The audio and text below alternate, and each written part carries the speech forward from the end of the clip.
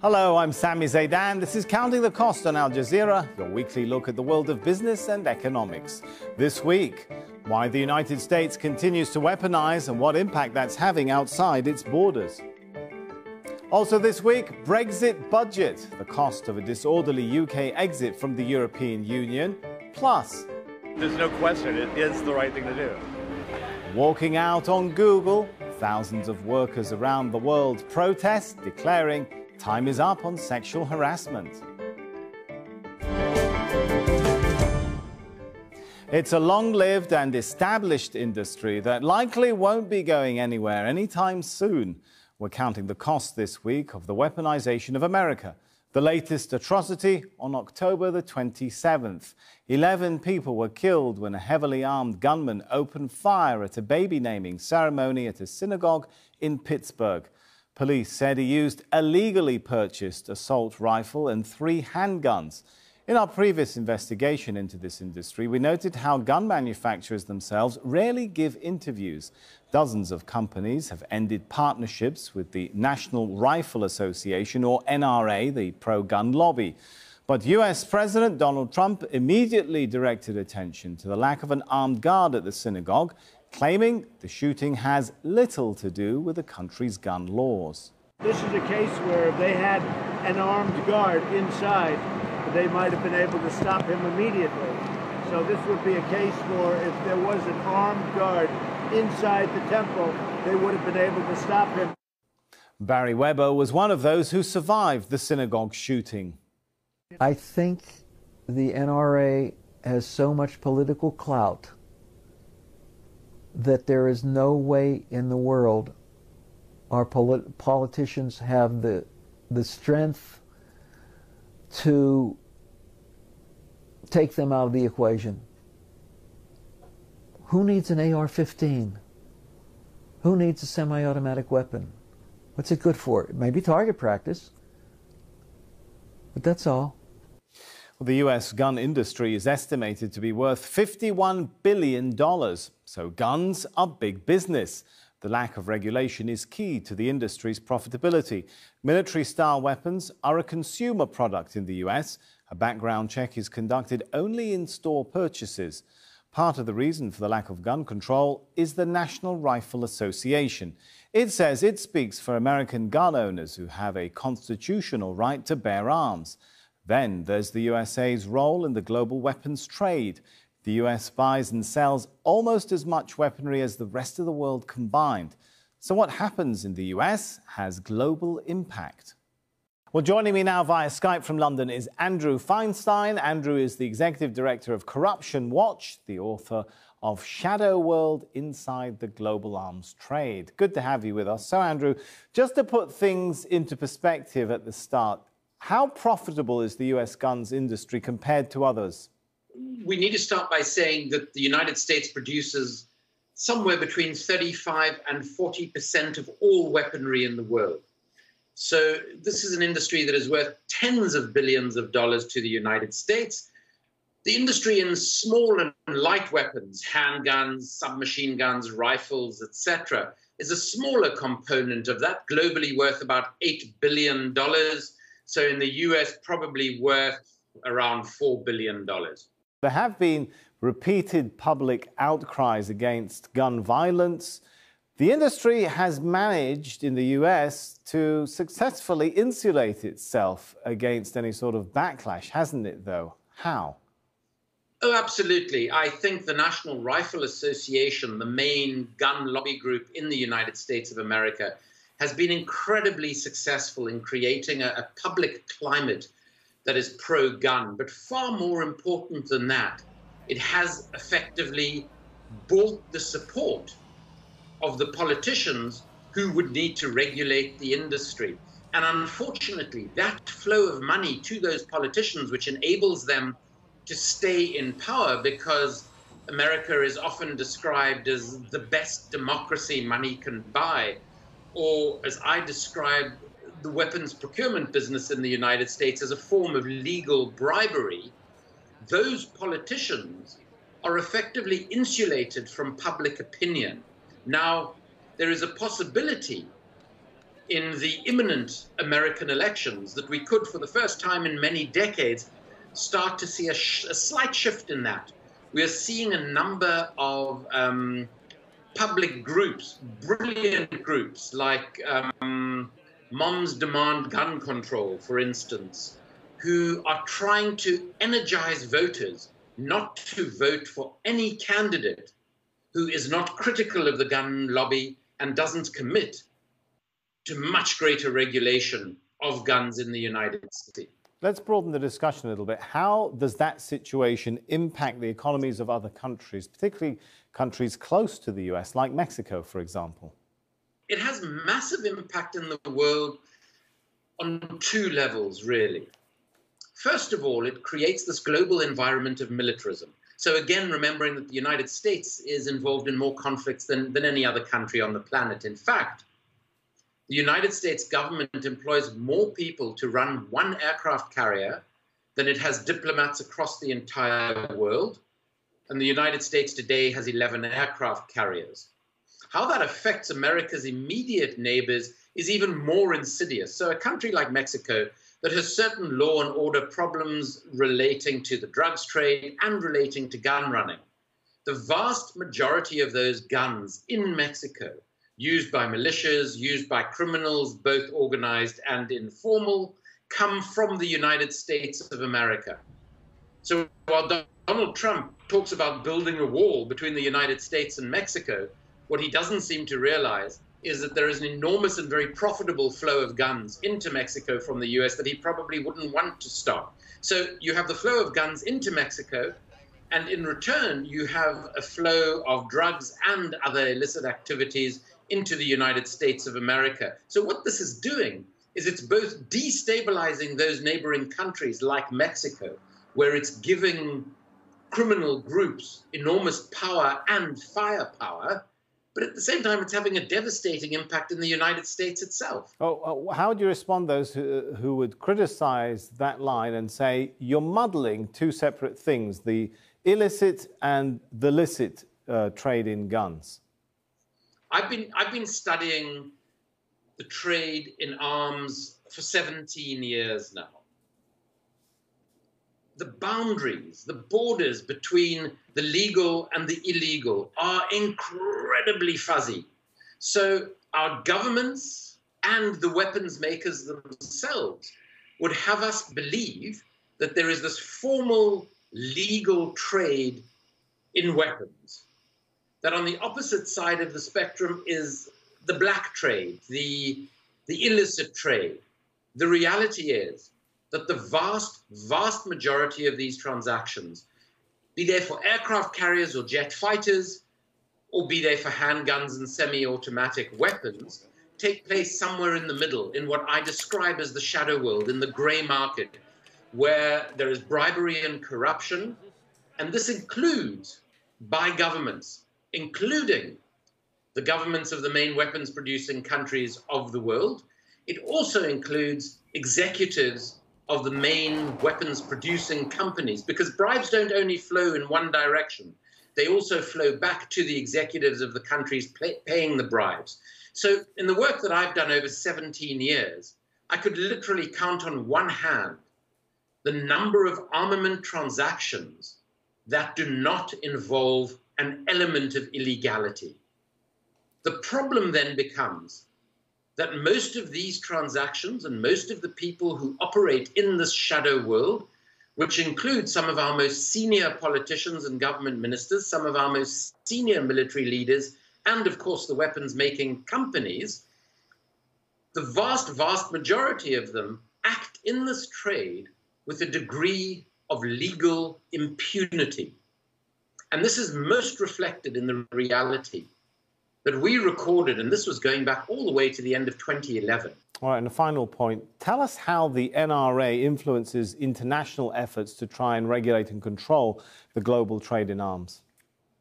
So what the NRA does very effectively, the NRA is actually quite a small organization, but it is incredibly closely linked not only to the manufacturers of handguns and smaller and light weapons, but also to the behemoths of the global weapons industry. So the Lockheed Martins, the Northrop Grummans, the BAE Systems. It is from these sorts of groups that it gets most of its money. So what it does is, in the work that it does in the United States of America, which is to create a particularly conducive environment, an unregulated environment for the sale of weaponry, the NRA, together with these companies, then try and spread that message throughout the world. So the message is not just about the issue of unregulated gun ownership being very closely linked to issues of freedom and liberty, but also the need for an environment of militarism where military force is the preferred way to resolve conflicts. And we see that manifesting all over the world. So, for instance, with the lurch to the far populist right that we have seen in Brazil over the last few days, part of the agenda of that far-right movement in Brazil is the deregulation of gun ownership in a society that has problems of gangsterism, that has problems of armed criminals. So the NRA is effectively spreading the American message of liberty and militarism globally. Andrew Feinstein, thanks so much for your thoughts. Thank you very much. Still to come on Counting the Cost. It's the only country in the world to measure success, not through GDP, but through gross national happiness. But what does that mean? I'm Neve Barker in the Mountain Kingdom of Bhutan. Join me later in the programme. But first, staff at Google offices around the world staged walkouts this week. They're protesting the internet company's lenient treatment of executives accused of sexual misconduct. Rob Reynolds reports. In cities around the world, employees of Google walked off their jobs in protest over the company's policies and practices on workplace sexual misconduct. From its headquarters in Silicon Valley to New York, Washington, and Boston, employees streamed out, denouncing a corporate culture they say tolerates harassment. Letting accused executives quietly walk away with buckets full of cash is standard, and it really should not be. The employees were angered by a New York Times report that Andy Rubin, the creator of Google's Android mobile phone software, received a $90 million severance package in 2014, even after the company's own investigation found accusations of sexual harassment against him to be credible. Employees say sexism is rife at Google and allege executives act with impunity. Setting a high standard is really what I'd like to see. At Google's European headquarters in Dublin, employees showed solidarity with victims of harassment. Protests also took place at the company's offices in Singapore and in London.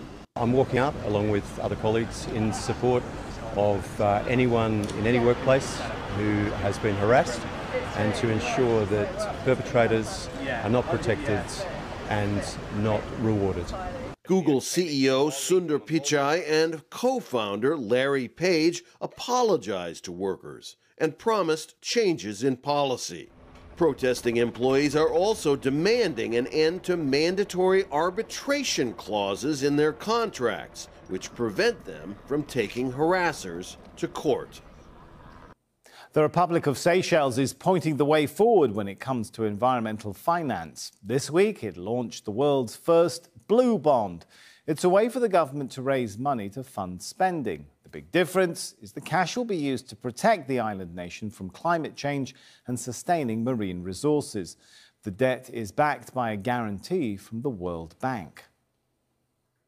Now, how do you budget for Brexit when you don't even know what it'll look like? Well, the UK government did exactly that this week, and it means austerity for longer for most Britons. UK Chancellor Philip Hammond's spending plan was set out at a time when the EU and the UK can't reach an agreement on how to break up. Big spending decisions were deferred, meaning austerity is still in place. Public services apart from healthcare, like schools and police, will remain starved of cash despite upgrades to growth forecasts. And there could be more pain in store. Crucially, in the event of a no-deal Brexit, public spending could be even lower. An emergency spring budget might be required.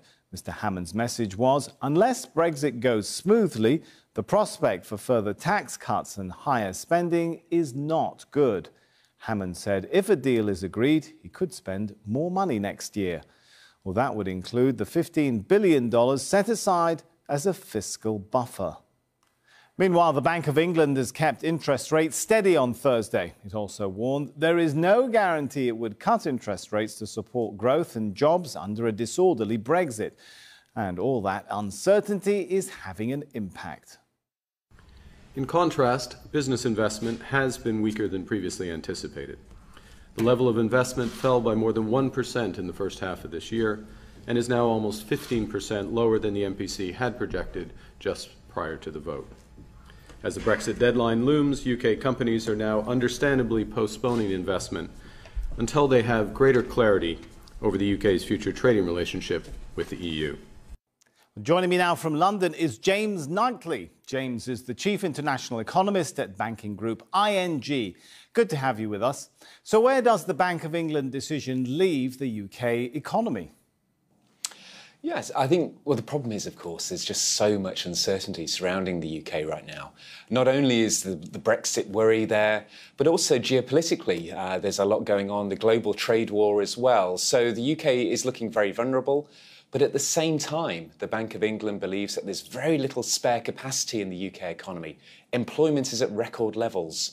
So that sort of backdrop makes it very tricky for the Bank of England to really guide us through this right now. And at the moment, they are suggesting they're going to wait and see what happens after Brexit, which hopefully will happen on March the 29th. Well, how appropriate can a UK budget be then at this point, given the lack of clarity over Brexit, over the Bank of England and its wait-and-see stance? That's true. The Bank of England and the Treasury are both telling us that there's a huge amount of uncertainty, and I would certainly agree with that. But they're trying to provide a calming message to markets as we try and negotiate the final stages of the withdrawal agreements. And of course, both the Bank of England and the UK Treasury, which issued the budget this week, have suggested that they could do more to support the UK economy if things don't go well. But likewise, if things turn out to be relatively smooth and we get a nice transition, the Bank of England also stands ready to raise interest rates. So their flexibility is clearly being signalled by both the Treasury and also the Bank of England. But the Bank of England sent the signal that it can't say that it would be prepared to cut interest rates going forward. I mean, that message isn't entirely comforting going forward, is it? Well, I think, you know, he's got to try and calm the situation and not sort of pre-commit to anything. Central bankers are a little bit nervous about pre-committing. We saw that in the referendum back in 2 years ago when the UK left. There was lots of words and comments made, and people had to backtrack very quickly. But I think in terms of why he may not cut interest rates if we do get a hard Brexit or a disorderly Brexit, well, his point was that it's a massive supply shock. If you've got the ports at gridlock and Britain can't import food, and by the way, we import 40% of all the food that we consume, that's going to be a huge issue. A 25 basis point interest rate cut is not going to alleviate any of those structural issues. Do we have any idea how much Brexit will cost after, I don't know how long we've had this debate going on? Well, I mean, my simple response to that is if you look at what's happened this year, you've got a US economy that's growing at 3%, you've got a European economy that's growing at 2%. Now, historically, I would suggest the UK should be somewhere between half and 3/4 of the way between Europe and the US. So I would say the UK should be growing about, say, 2.5 to 2.8% in this global environment. This year, Britain is going to grow at just 1.3%. So therefore, I automatically just state that this year alone, because of just the uncertainty, that has cost Britain about 1.5 percentage points of GDP growth. Now, if we get to a hard Brexit story, all bets are off. The structural problems about the ports, about the financial services, about all the industries that UK is related to within Europe, that's just so confusing and so uncertain. We just do not know what is going to happen. So you would imagine quite a steep recession would be likely in that terrible, hard Brexit scenario. All right, so we don't know what will happen. We don't know exactly how much it'll cost. Do we know who's going to end up paying for it, though, James?